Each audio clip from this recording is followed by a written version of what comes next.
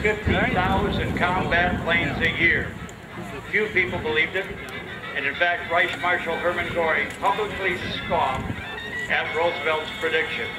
In 1944, over 80,000 combat planes rolled off the assembly lines and headed for German and Japanese targets, and production was still accelerating. Ladies and gentlemen, President Roosevelt's unbelievable prediction has been exceeded by 50%.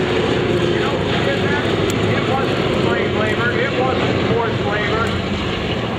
It was the men who couldn't go to war, and it was Rosie the Riveter. The women who went into the factories, give them a big round of applause. They worked long hours to build these airplanes. Some of them built right here in Willow Run.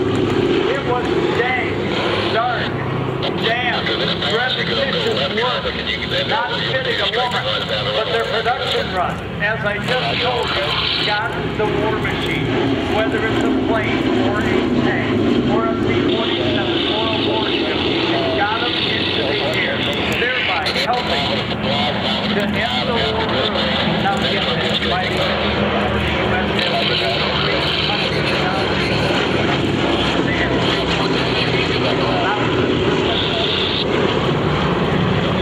Hitler and the Japanese warlords had fatally underestimated the capability of American industry. I'm proud to tell you that operating under the free enterprise capitalistic form of government, American industry has overcome on 10 years premeditated to achieve total victory in only 3.5 years. Ladies and gentlemen, a big round of applause for the citizens of America and the men who went to war.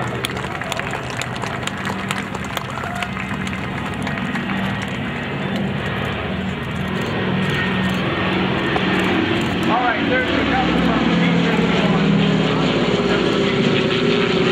Even though the B-17 is known as the Flying Fortress, and you can see the ball turret on the belly. Okay, over the garage, you can start your left turn out behind the B-17 and just stay with me.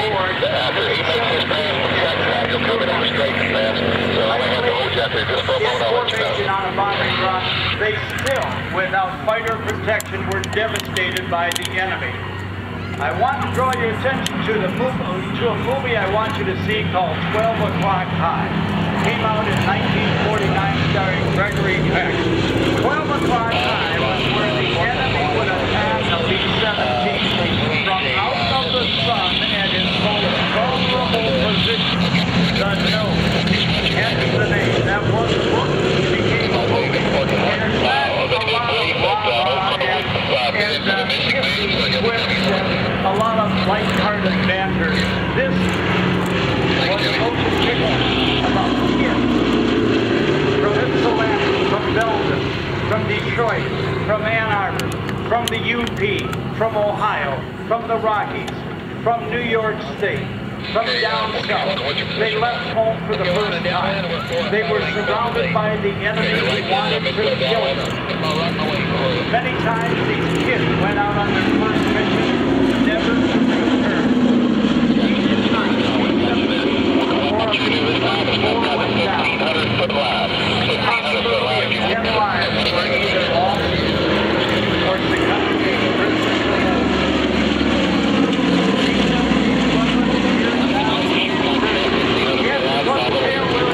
Back in. The ball gunner was in a very gyro ball turret that prevented the gunner from hitting the undercarriage of the aircraft. That little space generally had a ball turret gunner be a guy no bigger than about 5'5" or 5'6", about 130 pounds. If you were claustrophobic from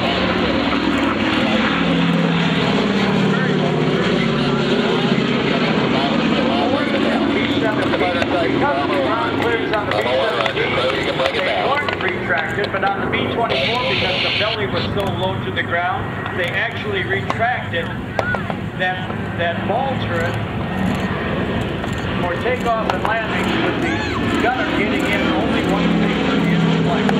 12,731 of these aircraft were built. You are looking at approximately 50% of the flying aircraft in the United States and the world today.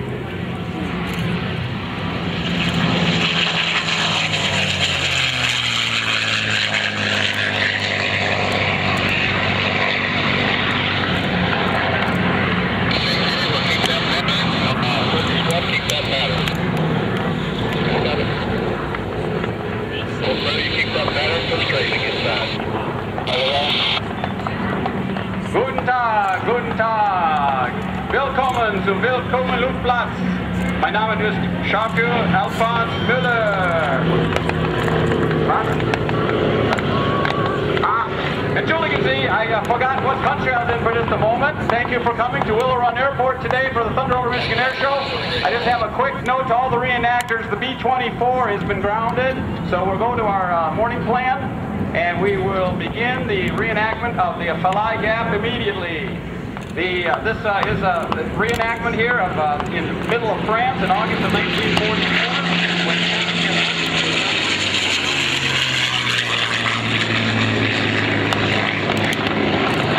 successful in getting in behind the German line. So you see here is a hasty defense prepared by the German troops.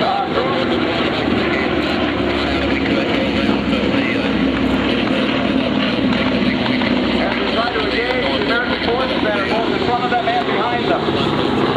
You can hear to our left the anti-aircraft guns trying to harass the bombers. At this point of the war, the Allied Air Force had controlled the skies, and the Germans were very concerned with the interdiction of what they would call YAMOs, or the ground attack. On your right, you can see a German patrol advancing.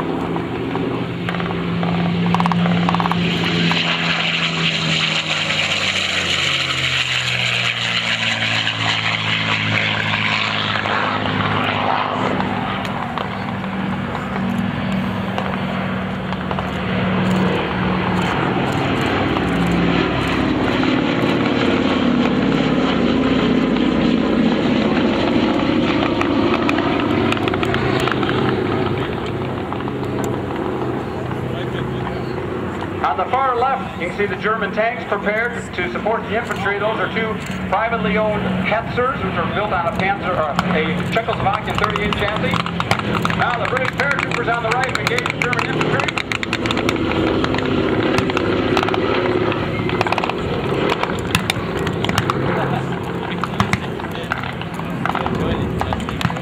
Dug in like this, the infantry is kind of on a stalemate, so the Germans call in an armored car for some support. This is a 247 model scout car, armed with a light machine gun.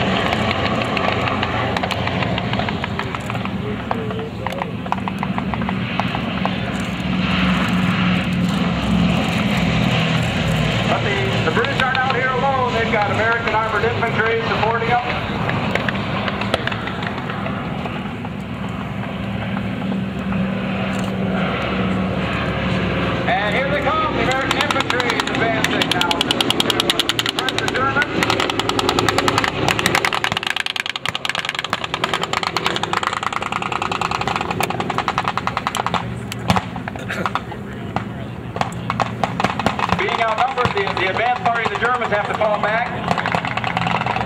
The scout car is outgunned by the American half-tracks.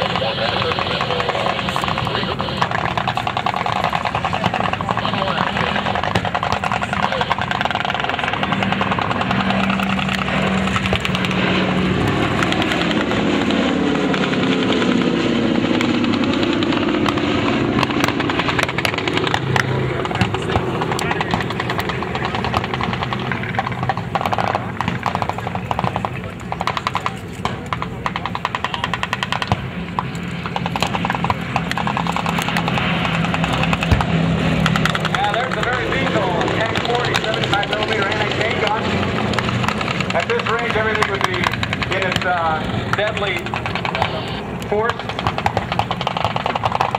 That was a light howitzer firing to support the infantry.